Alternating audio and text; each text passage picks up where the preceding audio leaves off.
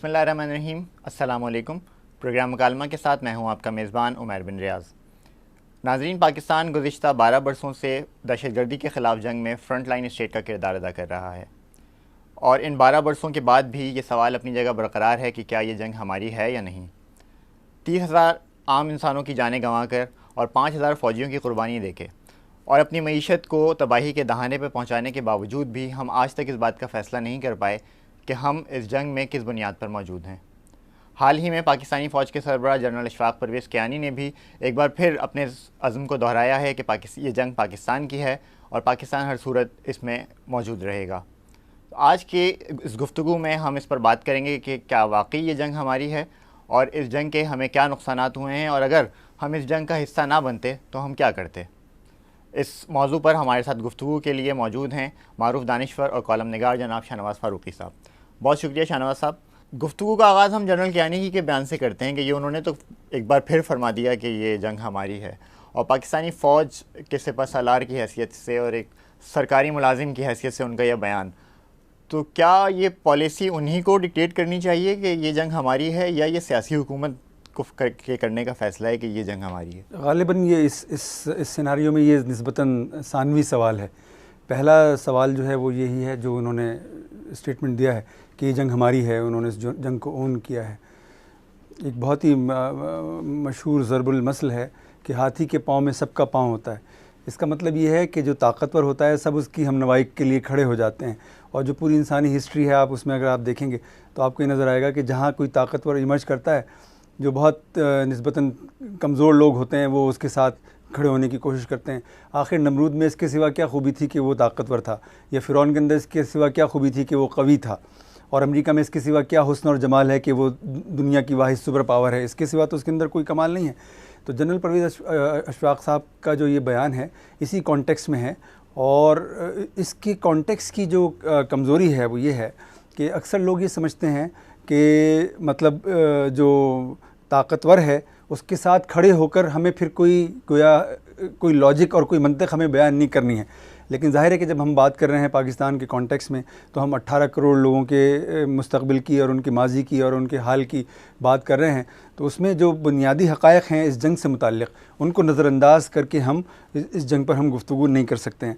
तो हमें पहले तो इस बात का जायज़ा लेना चाहिए कि जिस जंग को हम ओन कर रहे हैं उस जंग में हमारी जो शमूलियत थी उसके क्या मुहर्रिकात थे। आपको मालूम है कि 9/11 के वाक़े में पाकिस्तान का कोई किरदार नहीं था। वो वाक़या अचानक रूनुमा हुआ और अभी तक उसके बारे में ये भी तय नहीं हो सका है कि उसका क्या मुहर्रिक था, उसका क्या पस मंज़र था, उसके अंदर कौन इन्वॉल्व था। तो एक अचानक रूनुमा होने वाले वाक़े के नतीजे में अमेरिका ने एक टेलीफोन कॉल की, और उस एक टेलीफोन कॉल के ऊपर जनरल परवेज़ मुशर्रफ ने पूरा मुल्क जो था वो अमेरिका के हवाले कर दिया। तो इसमें कोई लॉजिक और कोई मंतक तो नहीं है, सिवाय इसके कि अमेरिका ताकतवर है।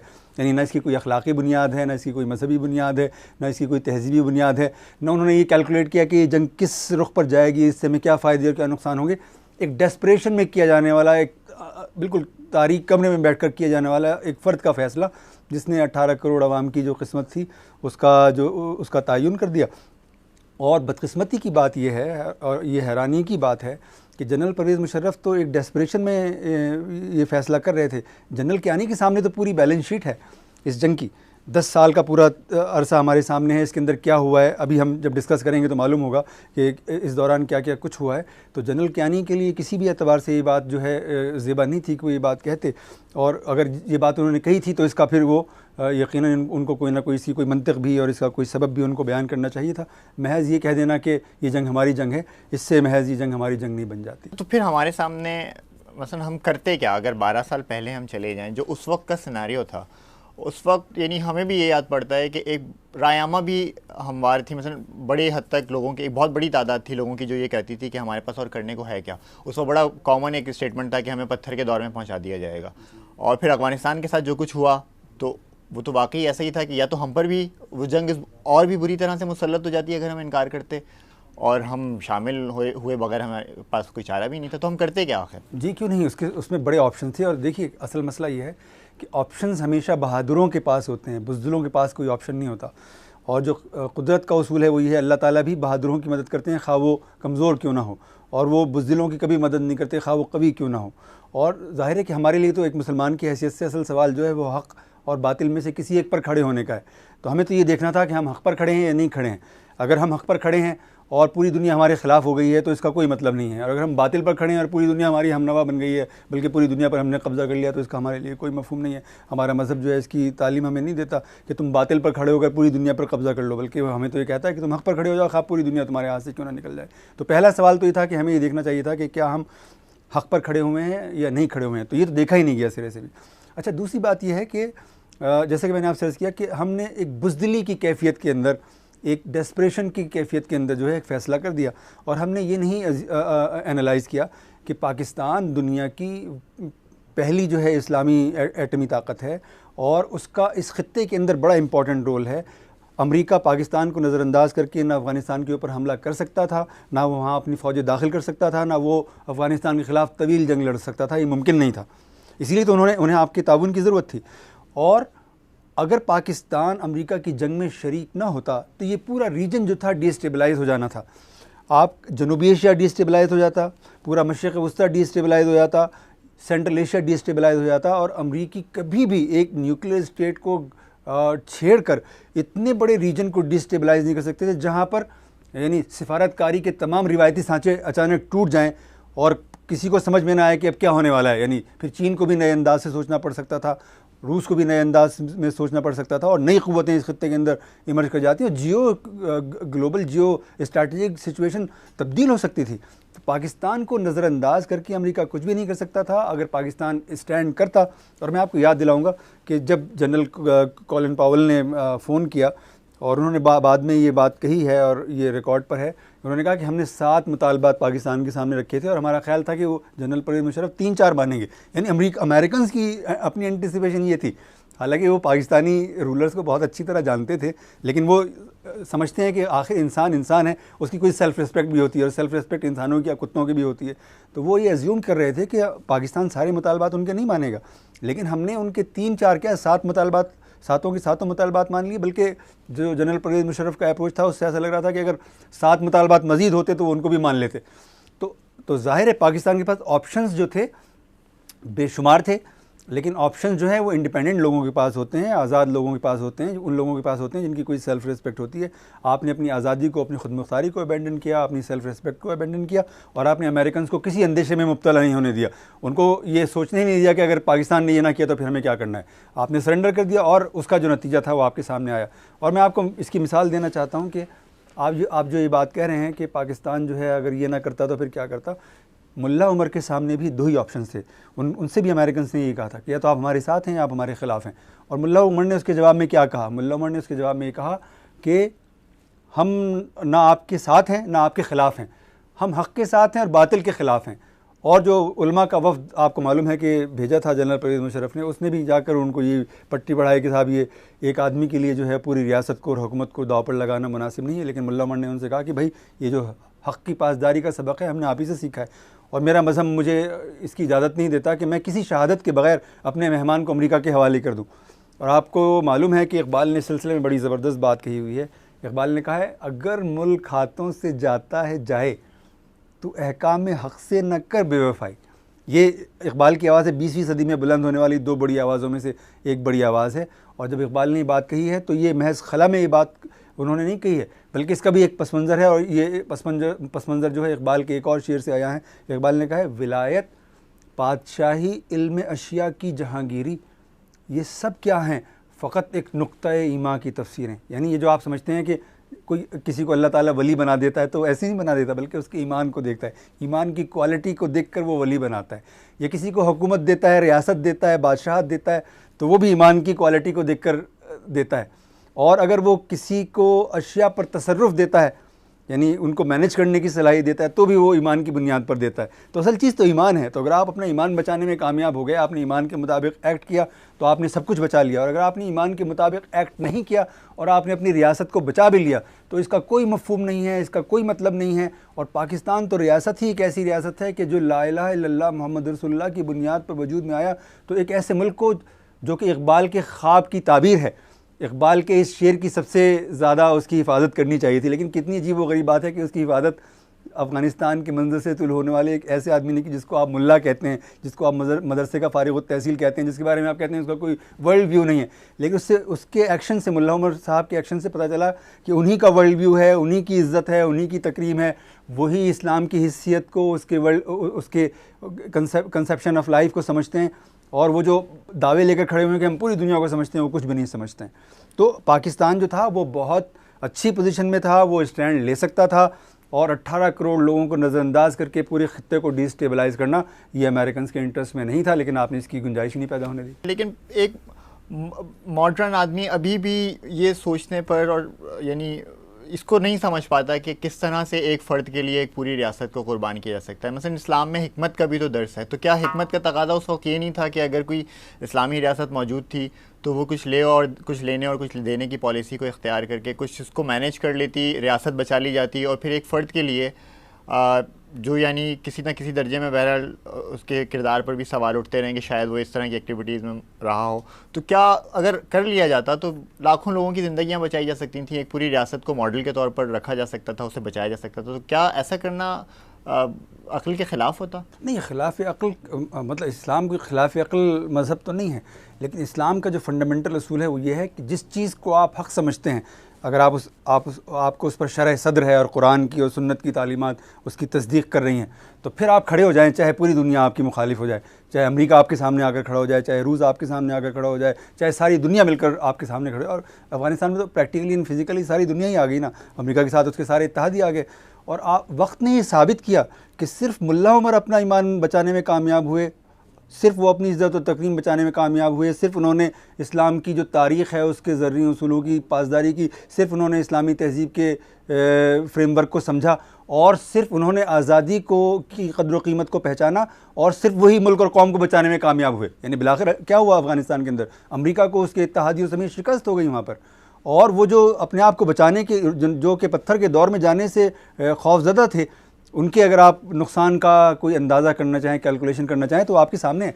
आपको पता है कि पाकिस्तान ने इस जंग के अंदर शरीक होकर क्या क्या कुछ खोया है।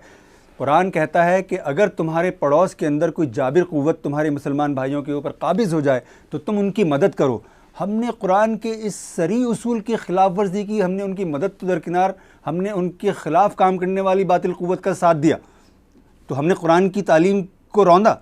और रसूल अकरम सल्लल्लाहु अलैहि वसल्लम की एक हदीस शरीफ का मफ़हूम यह है कि इस्लामी रियासत का 1 इंच भी किसी बातिल क़ुव्वत के हवाले नहीं किया जा सकता। 1 इंच की बात की जा रही है, और आपने पूरी रियासत जो है आपने अमेरिका के हवाले कर दी एक टेलीफोन कॉल के ऊपर, तो आपने रसूल अकरम सल्लल्लाहु अलैहि वसल्लम के हुक्म के मुताबिक उनके इरशाद के ख़िलाफ़ आपने काम किया।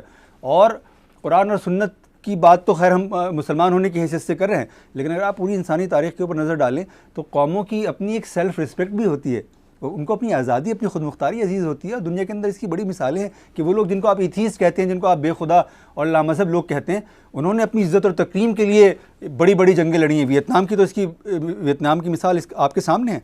वियतनाम जो था वो एक कम्युनिस्ट मुल्क था, और उसने अमेरिका ने जब वहाँ इन्वेड किया तो उन्होंने उसकी मज़ाहमत की, और 15 लाख लोगों की कुर्बानी देकर उन्होंने अमेरिका को वहाँ पर शिकस्त से 2-4 किया।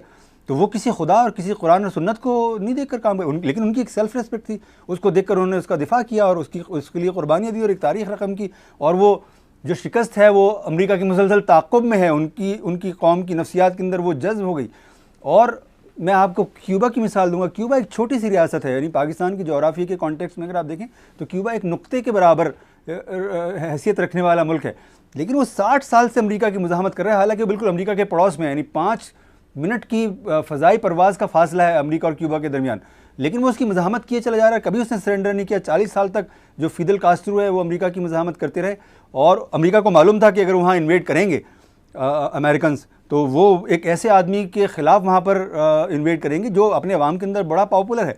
उसकी जो भी नज़रियात या क़ायद और ख़यालात हों ये एक अलग बात है, लेकिन वो अपने लोगों को में हीरो है और वो मतलब उनकी पुष्पनाही रखता है, तो वो कभी उनको इन्वेड करने की ज़रूरत नहीं हो सकी। लेकिन आपने अपने मज़हब के ख़िलाफ़ आपने काम किया, अपनी आज़ादी और ख़ुद मुख्तारी और सलामती को आपने दाव पर लगाया।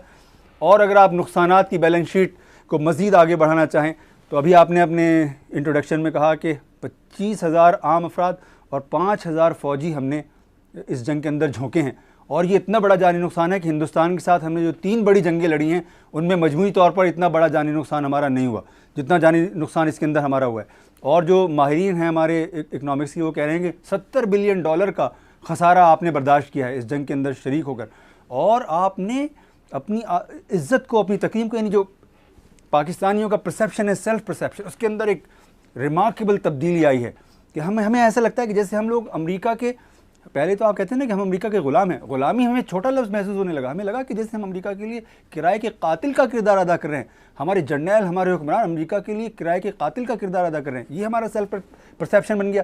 और आपने अमेरिका की जंग के अंदर अपने मुल्क के अंदर 2 बड़ी हिजरतें करवाई, 40 लाख लोगों को आपने अपने घर के अंदर घर से बेघर किया, और वो धमाके और जो उनका साइकोलॉजिकल इफ़ेक्ट्स हैं वो इसके सिवा हैं। और आपने पाकिस्तान को सारी दुनिया की खुफिया एजेंसियों की चरागाह बना दिया, और मतलब एक फहरिस्त है लंबी कि जो नुकसानात आपने उठाए हैं। तो अगर कोई इंसान खुदा को नहीं मानता, कुरान को नहीं मानता, सुन्नत को नहीं मानता, सेल्फ रिस्पेक्ट को नहीं मानता, आज़ादी को, खुद मुख्तारी को नहीं मानता, भाई आप अपने फ़ायदे नुकसान को तो मानते हैं ना। तो आपके तो अप्रोच से लग रहा है कि आप अपने फ़ायदे नुकसान को भी नहीं मानते। आपकी नज़र में तो सिर्फ अमेरिका की हिदायत, उसका हुक्म असल चीज़ है, आप उसको खुदा समझते हैं नाउज़ुबिल्लाह, और बल्कि खुदा से भी बड़ी चीज़ समझते हैं, इसलिए कि आप खुदा से तो नहीं डरते, अमेरिका से अलबत्ता आप डरते हैं। खुदा से आप डरते तो आप ये फैसले ही ना करते। तो ऑप्शंस आपने अपने हाथ से खुद गंवाए हैं और नुकसान आपने खुद उठाया है, और आपने एक ऐसी जंग को जो है ओन किया हुआ है जो कि आपकी जंग पहले दिन से थी ही नहीं ना, आज हमारी जंग है वो। अच्छा, कि जो फ़ैसला हुआ 12 साल पहले अमेरिका का साथ देने का, इसके पीछे कोई नफ्सियात भी होगी। मसलन हमारे हुक्मरानों की क्या नफ्सियात थी? एक तरफ हमारे पास जो है वो क्यूबा की मिसाल है और दीगर वियतनाम की मिसाल है। हमारे यहाँ मुस्लिम दुनिया से इस तरह का कोई मॉडल क्यों नहीं उठ सकता? पाकिस्तान में क्या ख़राबी है? कोई ग़ुलामी के दौर की नफ्सियात का तसलसल था कि जिसने हमें एक कॉल पर ढेर कर दिया, या ये कुछ और था? ये क्या, और ये इतनी तफरीक क्यों है? मसलन मेरे ख़्याल में हमारी कौम तो उस वक्त भी बहुत बड़ा हिस्सा उसका एक ऐसा था जो इस फैसले से मुत्तफ़िक़ नहीं था। तो हुक्मरानों में और कौम में ये इतना बड़ा फ़र्क ज़हनियत का और नफ्सियात का क्यों है? जी, उसका एक सबब है, उसका एक सबब तारीख़ी और नफ्सियाती है, और ये है कि जो हमारी रूलिंग एलीट है वो दरअसल जो हमारे कॉलोनियल मास्टर्स थे उनका पैदा किया हुआ एक तबका है। मतलब उन्होंने ग़ुलामों की एक नई क्लास हिंदुस्तान के अंदर पैदा की, और जब वो यहाँ से मुंतकिल हुए तो जो रूलिंग एलीट वो यहाँ छोड़ कर गए थे उसी को इक़्तिदार मिल गया। उसके तारीख़ी इसबाब को हम अभी फ़िलहाल ज़ेर बहस नहीं ला सकते क्योंकि हमारा मौजू नहीं है। तो वो रूलिंग एलीट जो है वो हमारे रिलीजन के अंदर रूटेड नहीं है, हमारी तारीख़ के अंदर रूटेड नहीं है, उसकी जड़ें हमारी तहज़ीब के अंदर नहीं है, वो अपनी कौम से अपने आप को आइडेंटिफाई नहीं करते। उनकी जड़ें उनके कॉलोनियल मास्टर्स की साइकोलॉजी के अंदर ही रूटेड हैं अभी तक। तो वो उन्हीं को देखते हैं, उन्हीं की हर चीज़ को वो सुपीरियर समझते हैं, उन्हीं को वो बरतर समझते हैं, उन्हीं के अहकामात को बरतर समझते हैं, और वो कैलकुलेशन भी अगर करते हैं तो वो मतलब फ़िज़िकल बुनियादों पर करते हैं। अमेरिका के पास ये है, अमेरिका के पास ये है, तो अगर अमेरिका के पास ये सब चीज़ें थी तो आपने देखा कि अमेरिका कुछ, इसका मतलब तो फिर ये था कि अमेरिका को वहाँ ना वियतनाम में शिकस्त होनी चाहिए थी, ना अफ़गानिस्तान में शिकस्त होनी चाहिए थी। जब रूस आया था अफ़गानिस्तान के अंदर तो लोग कहते थे कि भाई आप ये क्या बात कर रहे हैं, रूस दुनिया की 2 बड़ी सुपर पावर्स में से एक बड़ी सुपर पावर है, और उसका मुकाबला जो है वो लोग कर रहे हैं कि जिनके पास 18वीं सदी के 19वीं सदी के हथियार हैं, यानी दूसरी आलमी जंग के हथियार हैं। तो भला वो बंदूकों से जो है वो वक्त की वाहिद 2 सुपर पावर्स में एक सुपर पावर का मुकाबला करेंगे। लेकिन आपने देखा कि रूस को वहाँ शिकस्त हो गई, और अमेरिका जो था वो तो पूरी अपने इत्तेहादियों की क़ुव्वत के साथ आया था, और अगर आप उनका कंपैरिजन करें उनकी ताकत का तो उसमें कोई कंपैरिजन ही नहीं बनता।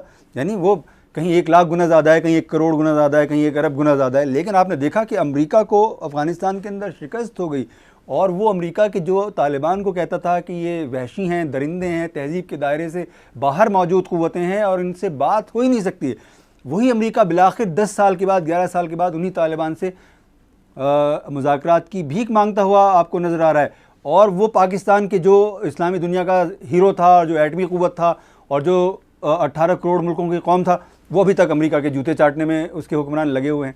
तो ये क्वालिटेटिव डिफरेंस जो है वो ईमान की क्वालिटी से बरामद होता है, और अपने सेल्फ परसेप्शन से बरामद होता है कि आप अपनी कितनी इज्जत करते हैं। हो सकता है कि एक आदमी की सेल्फ रिस्पेक्ट ऐसी हो कि अगर आप उसको तिरछी नज़र से भी देखें तो उसका बुरा मान जाए, और हो सकता है एक आदमी की सेल्फ रिस्पेक्ट ऐसी हो कि उसको अगर आप जलील भी कर दें पूरी दुनिया के सामने तो खुशी से कहे कि इसमें मसला क्या है। आपने वो लतीफ़ा तो सुना होगा, बहुत मशहूर लतीफ़ा है, उसको दोहराना भी मतलब मुनासिब नहीं, लेकिन उसमें मानी है। वो ये है कि किसी साहब ने किसी 10 शनाज से पूछा कि साहब ज़रा मुझे मेरे हाथ देख कर बताइए कि मेरे हालात कैसे रहेंगे। उसने कहा जनाब आप 12 साल तक गरीब रहेंगे। और उसने कहा 12 साल के बाद, उसने कहा 12 साल के बाद आपको उसकी गुर्बत की आदत हो जाएगी। तो हमारा मसला ये कि हम 50 साल तक ग़ुलाम रहे हैं और हमें अब ग़ुलामी की आदत हो गई है। तो ये जो साइकोलॉजी है इसमें ये रूटेड है। जहाँ तक पाकिस्तानी कौम का मामला है तो मैं समझता हूँ कि उसके अंदर कमज़ोरियाँ, अमल की कमज़ोरियाँ उसके अंदर मौजूद हैं। वो अपने जज्बे को शऊर नहीं बना पाती है, और भी इसके सिवा हम बहुत सारी चीज़ों को, हम फैक्टर्स को डिस्कस कर सकते हैं। लेकिन मैं समझता हूँ कि पाकिस्तानी कौम एक ज़िंदा और तवाना कौम है, और वो अमेरिका के जब्र की, उसके जुल्म की मज़ाहमत करने की भरपूर सलाहियत रखती है। और इसका सबूत ये है कि हमने 60 साल तक हिंदुस्तान की मज़ाहमत करके दिखाई है। हालांकि हमारी और उनकी ताकत के अंदर कहीं 1 और 20 का फ़र्क है, कहीं 1 और 7 का फ़र्क है, कहीं 1 और 10 का फ़र्क है। तो ऐसी कौम जो इतने तवील अरसे तक हिंदुस्तान की मज़ाहमत कर सकती है, अमेरिका की क्यों नहीं मज़ाहमत करती है? और जबकि उसको मालूम होता कि वो बातिल पर खड़ा हुआ है और हम हक़ पर खड़े हुए हैं, और वो जालिम है और हम मज़लूम हैं। तो मज़लूम की जो सबसे बड़ी स्ट्रेंथ होती है वो उसका मज़लूम होना होता है, और जालिम की जो सबसे बड़ी कमज़ोरी होती है वो उसका जालिम होना होता है। और इंसान की जो सबसे बड़ा हुस्न और जमाल है वो उसका हक़ पर खड़ा होना होता है। तो अगर हम हक़ पर खड़े होते और अमेरिका की मज़ाहमत करते तो अव्वल तो अमेरिका हमारे ऊपर हमला करने की या हमें यूटिलाइज़ करने की वो ज़रूरत ही ना करता, और अगर करता भी तो उसका खमियाजा भुगतता हो फिर। अच्छा, कहते हैं कि तजुर्बा सबसे बड़ा उस्ताद होता है। 12 साल के अरसे में मुसलसल मार खाने और जूते खाने के बाद अब हमारी कौम में ये कंसेंसस तो पैदा हो गया है कि ये हमारी जंग नहीं है। कम से कम हमारे हुक्मरान तबके की मैं बात नहीं करता, लेकिन आवाम की एक बहुत बड़ी अक्सरियत जो है उसमें अब ये शऊर है कि हमें अब इस जंग से निकल जाना चाहिए। तो क्या कोई ऐसी जंग जीती जा सकती है जिसके बारे में कौम में इतनी बड़ी तफरीक मौजूद हो, या कौम का एक गालिब हिस्सा ये कह रहा हो कि ये जंग ही हमारी नहीं है? तो क्या कोई कौम ऐसी किसी जंग में कामयाबी भी हासिल कर सकती है जिसके बारे में वो यकसुई ना हो? जी नहीं, बिल्कुल नहीं। जंगें तो यकसुई के साथ लड़ी जाती हैं, इत्तफाक़ राय के साथ लड़ी जाती हैं, और इससे ज़्यादा शऊर हक़ के साथ लड़ी जाती हैं। यानी मुसलमान शऊर हक़ के बग़ैर कोई जंग न शुरू कर सकते हैं, न लड़ सकते हैं, न उसके अंदर कामयाबी का तसव्वुर कर सकते हैं। तो हम बातिल क़ुव्वत के साथ उसके बातिल पर खड़े हुए हैं और उसके बातिल पर इसरार कर रहे हैं, और बिल्कुल शर्मिंदा नहीं है। हम इतनी ज़बरदस्त क़ुरबानियाँ देने के बावजूद भी किसी बात पर शर्मिंदा नहीं है। और इस बात से साबित होती है ये बात कि जो हमारा हुक्मरान तबका है उसकी वफ़ादारियाँ हमारे साथ नहीं हैं, हमारी तहज़ीब और हमारी तारीख़ के साथ नहीं हैं। उसकी वफ़ादारियाँ अमेरिका के साथ हैं, यूरोप के साथ हैं, और वो उन्हीं का पासदार बनकर सामने खड़ा हुआ है। अब क्या करें? मसलन अब हम अगर निकलें तो किस तरह से निकलें? क्या वे फॉरवर्ड हो? अगर मसलन अगर हमारे यहाँ कंसेंसस बन भी जाता है पाकिस्तान के अंदर कि हमें इस जंग से बाहर आ जाना चाहिए, तो अब तो ये क्लोजिंग एंड पर है बिल्कुल, यानी ख़त्म होने जा रही है। 2014 में अमेरिका खुद निकलने की तैयारी कर रहा है, मुज़ाकरात कर रहा है। तो हम किस तरह से मैनेज करें, क्या करें? जी, कमाल की बात इसके अंदर यही है कि अमेरिका ने जंग इनिशिएट की और उसने इस जंग को अलविदा कह दिया है। वो कह रहा है कि हम सन 2014 तक वहाँ से निकल जाएंगे। मतलब वो अगरचे वो वहाँ अपनी प्रेजेंस रखने पर इसरार कर रहे हैं अभी तक, लेकिन वो मतलब वहाँ से निकलने पर आमादा हैं। और इसका सबब जो है ये उनकी कोई फ़राग़ दिली नहीं है, उनका तहज़ीब याफ्ता होना नहीं है, बल्कि असल सबब ये है कि उनको वहाँ शिकस्त हो गई है। आपको मालूम है जब अमेरिका हमला कर रहा था तो जो जंग की अप्रूवल रेटिंग थी अमेरिका के अंदर 87% थी। 87% लोग जो थे अमेरिका के वो इस जंग के हक़ में थे कि हाँ आपको अफ़गानिस्तान पर हमला करना चाहिए, इन्वेड करना चाहिए। अब अगर आप उनकी अप्रूवल रेटिंग देखेंगे तो वो 30% से भी कम हो गई है। और ज़ाहिर है कि उन्होंने बिलियंस ऑफ डॉलर्स वहाँ खर्च किए हैं और वो कुछ भी हासिल करने में कामयाब नहीं हुए। जो उन्होंने वहाँ कर्ज़े की गवर्नमेंट कायम की है उसकी कोई वहाँ पर साख नहीं है, उसकी कोई इज़्ज़त और कोई तकरीम नहीं है। जो उन्होंने वहाँ पर पुलिस फोर्स खड़ी की है, जो उन्होंने फ़ौज खड़ी की है, उसकी वहाँ पर कोई इज़्ज़त और कोई साख नहीं है। तो उनको ये बात अच्छी तरह से मालूम हो गई है कि तालिबान ही अफ़गानिस्तान का मुस्तक़बिल है और उनको नज़रअंदाज करके अफ़गानिस्तान के मुस्तक़बिल के बारे में कोई बात नहीं की जा सकती। तो वो ख़ुद अपनी जंग को अबैंडन कर रहे हैं और हम कह रहे हैं कि हमारी जंग है। ये कितनी अजीब व गरीब बात है कि जिनकी ये जंग है वो तो उसको अबैंडन कर रहे हैं, और उनके छोड़े हुए बच्चे को हम गोद लेने पर तैयार हैं और हम उसको मतलब पालने पोसने पर तैयार हैं। और मतलब ये कि उसूली एतबार से तो आपको जब जॉन कैरी का ये स्टेटमेंट आ गया कि साहब तालिबान से अगर मुज़ाकरात हो सकते हैं तो जंग करने की क्या ज़रूरत है, तो इसकी बात तो हमें कहना चाहिए था कि साहब मतलब जान बची सो लाखों पाए, लौट के बुद्धू घर को आए। लेकिन जनरल कियानी साहब ने जो कुछ फरमाया उससे लगता है कि ना तो हम अपनी जान बचाना चाहते हैं, ना हम लाखों कमाना चाहते हैं, और ना हम लौट के घर आना चाहते हैं, बल्कि हम अपने एक गलत फ़ैसले को महज अपनी अना के ज़ेरे साया डिफ़ेंड करने पर तुले हुए हैं। मतलब एक गलत फ़ैसले को 10 साल 11 साल के बावजूद भी उसको डिफ़ेंड करने पर तुले हुए हैं। तो इस सिलसिले में पाकिस्तानी अवाम के सामने इसके सिवा कोई ऑप्शन ही नहीं है कि वो उन क़ुव्वतों का साथ दें कि जो इस जंग की पहले दिन से अखलाकी बुनियादों पर, तहजीबी बुनियादों पर, मजहबी बुनियादों पर, प्रैक्टिकल ग्राउंड्स के ऊपर मुज़ाहमत कर रही हैं और उन क़ुव्वतों को एक्सपोज़ करें कि जो इस जंग को गोद लिए हुए हैं और जिन्होंने पूरी पाकिस्तानी कौम का इस जंग के हवाले से पटरा करवा दिया है। तो इसके सिवा पाकिस्तानी अवाम के सामने और कोई ऑप्शन नहीं है। शुक्रिया शाहनवाज साहब। नाज़रीन, हमने आज की गुफ्तगू में अमेरिका की क़यादत में शुरू की जाने वाली वॉर ऑन टेरर में पाकिस्तान के किरदार पर बात की। इस सारी गुफ्तगू के बाद ये फ़ैसला मैं आप पे छोड़ता हूँ कि क्या ये जंग हमारी है या नहीं और हमें मज़ीद इसमें शरीक रहना चाहिए या नहीं। अपने मेज़बान उमैर बिन रियाज़ को इजाज़त दीजिए। अल्लाह हाफ़िज़।